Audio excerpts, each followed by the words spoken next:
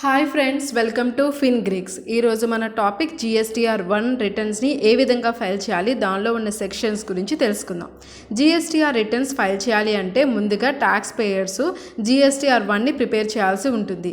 Tax payers ఎవరైతే outward supplies చేస్తుంటారో అవన్నీ కూడా ఫస్ట్ మనం ఎంటర్ చేయాల్సి ఉంటుంది. ఈ వీడియోలో మనం GSTR-1 డాష్బోర్డ్లో ఉన్న సెక్షన్స్ గురించి తెలుసుకుందాం.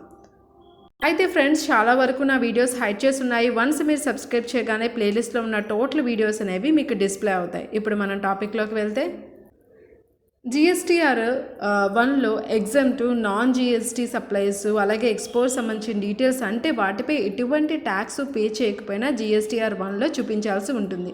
అలాగే GSTR-1లో ప్రతి నెల జరిగిన ట్రాన్సాక్షన్స్ నెక్స్ట్ మంత్ 10th GSTR-1ని ఫైల్ చేయాల్సి ఉంటుంది. ఫర్ ఎగ్జాంపుల్, సెప్టెంబర్ 2017 సంబంధించిన డీటెయిల్స్ అన్ని GSTR-1లో, అలాగే నెక్స్ట్ మంత్ 10th అక్టోబర్లోగా మన రిటర్న్స్ ఫైల్ చేయాల్సి ఉంటుంది.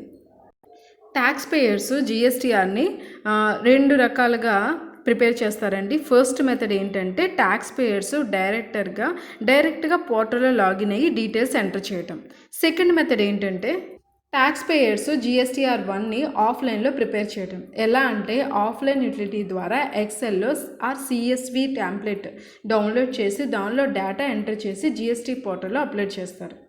సో ఇక్కడ మీరు చూస్తే outward supplies made by the taxpayers GSTR-1, దీనిలో 2 ఆప్షన్స్ ఉన్నాయి. ఒకటి ఏంటంటే ప్రిపేర్, రెండోది ఏంటంటే ప్రిపేర్ ఆఫ్లైన్. ప్రిపేర్ బటన్ మనం క్లిక్ చేయగానే అంటే మీరు రిటర్న్స్ ఆన్లైన్లో ప్రిపేర్ చేస్తారని చెప్తుంది. అలాగే ప్రిపేర్ ఆఫ్లైన్ అంటే ఆఫ్లైన్ యూటిలిటీ ద్వారా GSTR-1కి సంబంధించిన డేటా అనేది అప్లోడ్ చేయడం. ఇక్కడ మీరు outward supplies made by the taxpayers GSTR-1 prepare button click చేయగానే GSTR-1 డాష్బోర్డ్ దగ్గరికి తీసుకుని వెళ్తుంది. సో దీనిలో ఉన్న సెక్షన్స్ కానీ టైప్స్ గురించి కానీ మనం రేట్ వైజ్ అంటే ఇక్కడ మనం తెలుసుకోవచ్చండి. అలాగే దీనిలో 2 కేటగిరీలు ఉంటాయి. ఫస్ట్ కేటగిరీలో రేట్ వైజ్ ఇన్వాయిస్ డీటెయిల్స్ అనేది ఎంటర్ చేయాల్సి ఉంటుంది. ఇంకొక కేటగిరీలో ఏంటంటే మంత్కి సంబంధించిన సమ్మరైజ్డ్ ఇన్ఫర్మేషన్ అనేది ఎంటర్ చేయాల్సి ఉంటుంది. సో ఇక్కడ మీరు ఫస్ట్ చూస్తే GSTR-1 outward supplies made by the taxpayers, దీంట్లో బేసిక్ ఇన్ఫర్మేషన్ ఉంటుందండి.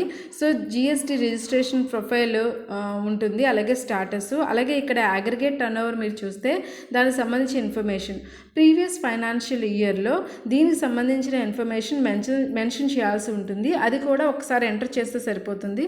ఇన్ కేసు మీరు నెక్స్ట్ న్యూ ట్యాక్స్ పేయర్ అయితే మీకు ఈ ఫీల్డ్ అనేది అప్లికబుల్ కాదు. సో మీరు ఇక్కడ 0 ఎంటర్ చేస్తే సరిపోతుంది. నెక్స్ట్ GSTR-1 ఇన్వాయిస్ డీటెయిల్స్ అండి. సో ఇక్కడ మీరు చూస్తే సెక్షన్స్ ఉంటాయి. ఈ సెక్షన్స్ అన్నీ కూడా B2B, business to business supplies అంటే గివెన్ ట్యాక్స్ పీరియడ్లో దానికి సంబంధించిన ఇన్ఫర్మేషన్స్ కూడా మనం ఎంటర్ చేయాల్సి ఉంటుంది. అలాగే రిజిస్టర్డ్ పర్సన్ సంబంధించిన సప్లైస్ అన్నీ కూడా దీనిలో పొందుపరిచి ఉంటాయండి, మనం ఎంటర్ చేయాలి. అలాగే అన్రిజిస్టర్డ్ పర్సన్స్ చేసిన ఇంటర్ స్టేట్ సప్లైస్ వాటి ఇన్వాయిస్ వాల్యూ 2,50,000 దాటితే సో B2C లార్జ్ ఇన్వాయిస్ కిందకు వస్తాయి. అలాగే సెక్షన్ 9Bలో చూస్తే రిజిస్టర్డ్ పర్సన్స్ ఇష్యూ చేసిన అన్ని క్రెడిట్ నోట్స్, డెబిట్ నోట్స్ ఇక్కడ ఎంటర్ చేయాలి. అలాగే అన్రిజిస్టర్డ్ పర్సన్స్ ఇష్యూ చేసిన క్రెడిట్, డెబిట్ నోట్స్ కూడా ఇక్కడ ఎంటర్ చేయాల్సి ఉంటుంది. నెక్స్ట్ సెక్షన్ 6A అన్ని ఎక్స్పోర్ట్స్ అంటే డీమ్డ్ ఎక్స్పోర్ట్స్, అలాగే registered entries, SEZ supplies. So అలాగే మీరు చూస్తే వీటికి సంబంధించినవన్నీ కూడా రిజిస్టర్డ్ ఎంటిటీస్ SEZకి సంబంధించి ఏమైనా సప్లై చేసిన ఇవన్నీ కూడా ఇక్కడ ఎంటర్ చేయాల్సి ఉంటుంది. సో పైన చూపించిన అన్ని సెక్షన్స్ కూడా ఇన్వాయిస్ వైజ్ అంటే డెబిట్ నోట్ అయినా క్రెడిట్ నోట్ అయినా అన్ని ఇన్వాయిసెస్ కూడా రేట్ వైజ్ డిక్లరేషన్ అనేది ఇవ్వాలి.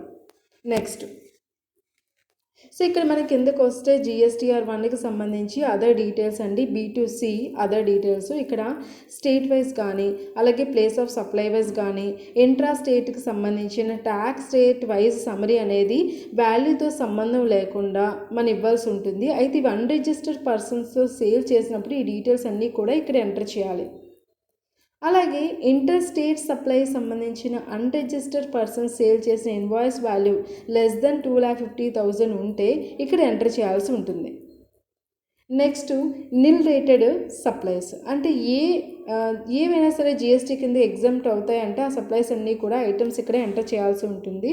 అలాగే next tax liability advance received అంటే ఫ్యూచర్ సప్లైస్ కోసం ఏమైనా అడ్వాన్సెస్ ముందుగా మనం జిఎస్టీ కింద తీసుకుంటే సో ఈ జిఎస్టీ రిజీమ్ కింద అడ్వాన్స్ పేమెంట్స్ అనేవి ట్యాక్స్ పడుతుంది. అలాగే నెక్స్ట్ అడ్జస్ట్మెంట్ ఆఫ్ అడ్వాన్సెస్ కేటగిరీలో మనం చూస్తే ప్రీవియస్ పీరియడ్లో అడ్వాన్సెస్ ఏమైనా అడ్జస్ట్ చేసినా లేదా అడ్వాన్సెస్ రిసీవ్ చేసుకున్నా ప్లేస్ ఆఫ్ సప్లైలో రిపోర్ట్ చేయాల్సిన అంటే ప్లేస్ ఆఫ్ సప్లైకి సంబంధించి స్టేట్ కోడ్ రేట్ వైజ్ కూడా మనం ఇక్కడ రిపోర్ట్ చేయాల్సి ఉంటుంది. Next HSN wise summary of outward supplies. So ఇక్కడ మనం చూస్తే హెచ్ఎస్ఎన్ క్లాసిఫికేషన్ ఎలా ఉంటుంది అంటే కోడ్ వైజ్ అప్లై చేసిన డీటెయిల్స్, అలాగే ఈచ్ ఐటమ్ సంబంధించిన టోటల్ ట్యాక్సిబుల్ వాల్యూ, అలాగే సర్వీసెస్ సంబంధించిన ఆ ట్యాక్స్ పీరియడ్లో కోడ్ వైజ్ మనం ఎంటర్ చేయాల్సి ఉంటుంది. ఫైనల్గా మనం చూస్తే ఇక్కడ డాక్యుమెంట్స్ ఇష్యూడ్.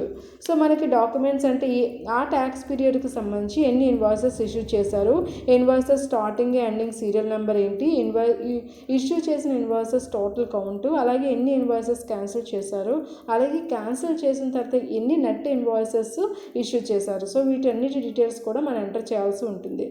అలాగే అన్ని డీటెయిల్స్ మనం ఫిలప్ చేసిన తర్వాత జిఎస్టీ పోర్టల్లో ఈ ఫామ్ని సబ్మిట్ చేయాలి. సో మనం ఇక్కడ జిఎస్టీ పోర్టల్లో సబ్మిట్ చేయగానే అక్కడ క్విక్ వ్యాలిడేషన్ అవుతుందండి. సో క్విక్ వ్యాలిడేషన్ చెక్ అంటారు. సో మనం ఇక్కడ ఏంటంటే ఏమైనా ఎర్రర్స్ ఉన్నా సరే వెంటనే హైలైట్ అవుతుంది. సో ఇది చేసిన తర్వాత నెక్స్ట్ మనం డిక్లరేషన్ దగ్గర టిక్ చేయాలి. అంటే మనం ఏదైతే ఇన్ఫర్మేషన్ ఇచ్చామో సో అంతా కూడా కరెక్ట్గా ట్రూగా ఉన్నదని డిక్లరేషన్ అనేది ఇక్కడ క్లిక్ చేసి మనం ఫైనల్గా డిఎస్సి కానీ ఈవీసీ కానీ ఈ సైన్ ఆప్షన్ కానీ యూజ్ చేసి మనము GSTR-1 రిటర్న్స్ అనేది కంప్లీట్ చేయొచ్చు. సో ఇది ఫ్రెండ్స్ ఈరోజు వీడియో. ఈ వీడియో కనుక నచ్చితే మీ ఫ్రెండ్స్కి షేర్ చేయండి, లైక్ చేయండి, కామెంట్ రూపంలో మీ అభిప్రాయాన్ని తెలియపరచండి. Thank you.